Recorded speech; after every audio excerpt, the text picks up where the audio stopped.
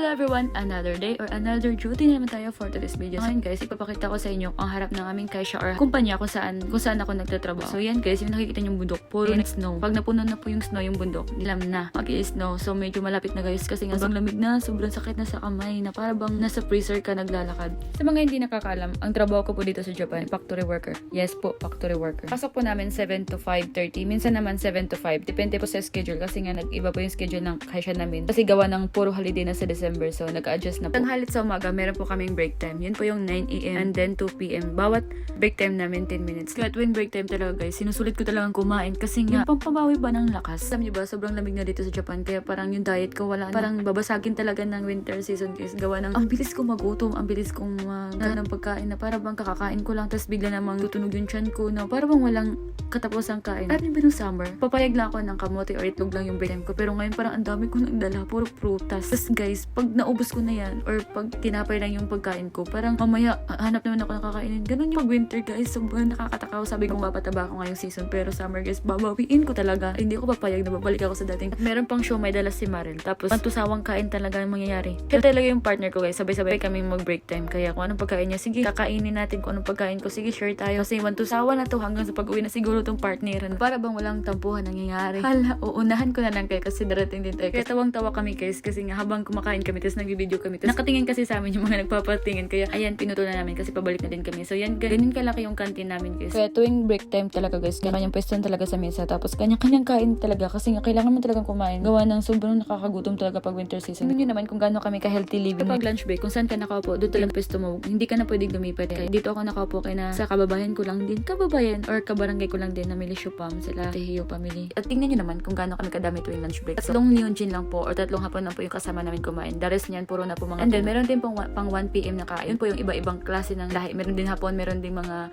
chikwa, and then the rest Pinoy. Sige, estimated nyo na lang kung gaano kami kadami tuwing lunch break. At iba na din yung pang 1 PM na kain. Kaya pagkatapos talaga namin kumain, ay agad talaga matulog kasi pampabawi talaga ng lakas. Kasi nga minsan pag hindi ka talaga makaidlip ng konti guys, pagdating dun sa loob, antukin ka talaga. Ewan ko ba kasi nga mantukin pa naman talaga ako. Kaya minsan pinipilit ko talaga na makaiglip ng kahit mga 10 minutes or 5 minutes lang talaga kasi kailangan. Kasi nga baka antukin ba. Ayun, pag out namin guys, sobrang saya talaga ng gawa ng last day, diba? Bukas pahinga na. Sobrang saya talaga ni Jessica guys. Kasi or ngayon nagkataon talaga na makalabas kami ng ganito. Medyo may liwanag. Kasi nga minsan nalabas kami na sobrang dilim na lang talaga. Winter season kasi guys, mabilis lang talaga dumilim. Pag summer naman, kahit 7 PM na guys, sobrang liwanag ba or pang hapon pa talaga sana. Pero yung oras 7 na siya. At ito, nagmerienda kami dito sa Max gawa ng sobrang gutom talaga. Ito yung sinasabi ko na parang maya-maya gugutumin talaga ako. Kasi winter season nga guys. So, antay lang kami ng oras. 6:30 kasi yung practice. So, hindi muna ako umuwi. Dumiretso na lang. Diretso na lang kami doon sa kung saan kami magpa-practice.